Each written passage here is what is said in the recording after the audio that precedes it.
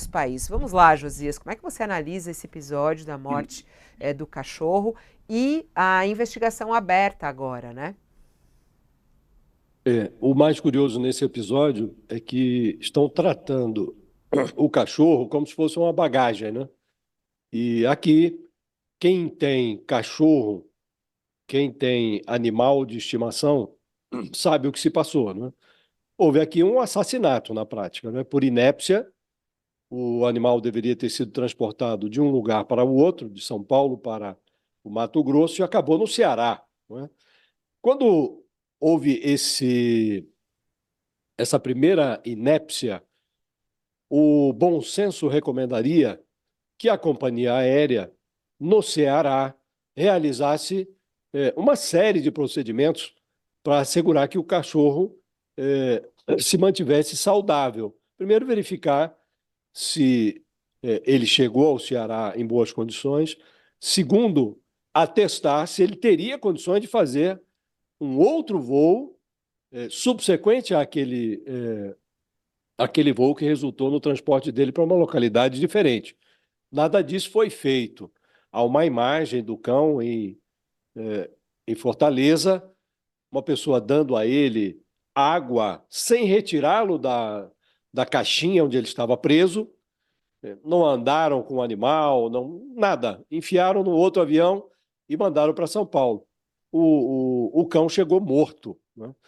Isso, quem cometeu esse ciclo de inépcias, a meu juízo, deve ser tratado como alguém que assumiu o risco de matar aquele cão, né? E assim não está sendo tratado. Está sendo tratado como houve uma fatalidade. Isso não é fatalidade, né? E, de fato, aqui não dá para tratar o animal como se fosse bagagem. E a ANAC, todo órgão de controle, essas agências de controle, elas sempre entram nos episódios depois do fato consumado, né? Aí, então, há uma lamentação depois do fato. E a ANAC já deveria ter se ocupado disso há muito tempo, né? Porque você transportar um ser vivo no compartimento de bagagem, isso não parece a melhor coisa do mundo, né? Mas assim é feito. Então seria melhor até que não prestassem o serviço. Se há o risco, que interrompa-se a prestação do serviço. Se o animal é de pequeníssimo porte e pode ser transportado junto com os passageiros, ali no compartimento onde vão os passageiros, ótimo, muito bem. Se a companhia não quer fazer assim, então ela que negue o serviço.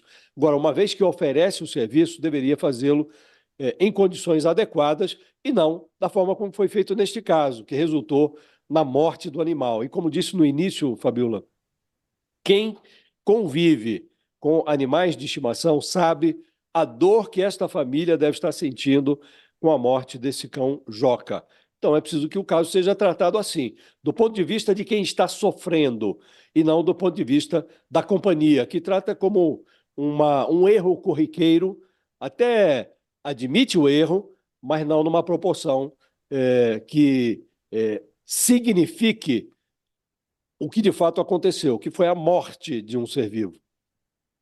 É um assunto que está mexendo com o Brasil como um todo, né? Porque as imagens são muito tristes desse caso.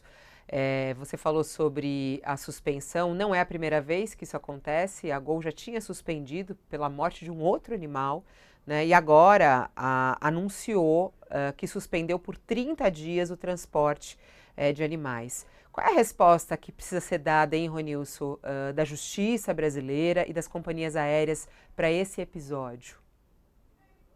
Para esse episódio da justiça brasileira, acho que tem que realmente cair com uma pressão sobre uma indenização pesada para a família, que não resolve nada, mas uma forma material de responsabilização da companhia aérea e transformar isso num caso referencial, porque existe uma certa comodidade, uma certa normalidade com esse tipo de episódio, porque foi o Joca e o Joca morreu.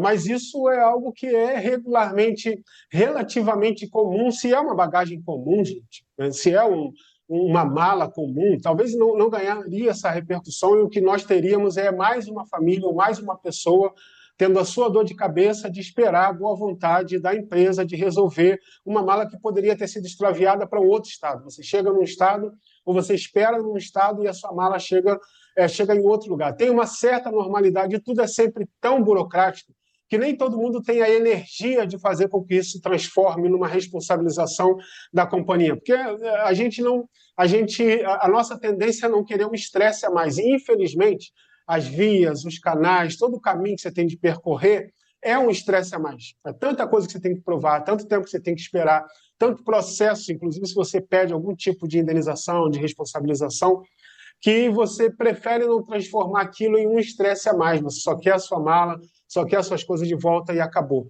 O lance é que fizeram isso com o Joca. O Joca é um animal, um ser vivo, como colocou o Josias, e ele morreu, e isso exigiu uma outra repercussão e outras medidas.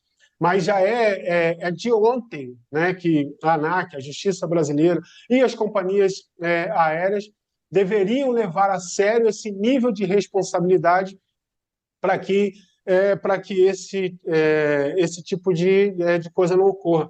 E tem não só nesse nível, né, de extravio, mas também tem até os transportes que são mal feitos, as condições que são mal feitas, o tempo mal calculado que um determinado animal pode ficar, os riscos, né, de um avião que pode arremeter, de alguma coisa que pode acontecer, de um atraso que pode acontecer. Então, realmente quebrar um ciclo de normalidade das empresas com relação àquilo que é entendido como fatalidade, como aquilo que acontece eventualmente no determinado lugar, no determinado aeroporto, que não é uma constância, mas o tanto que acontece é suficiente para exigir uma postura muito mais radical.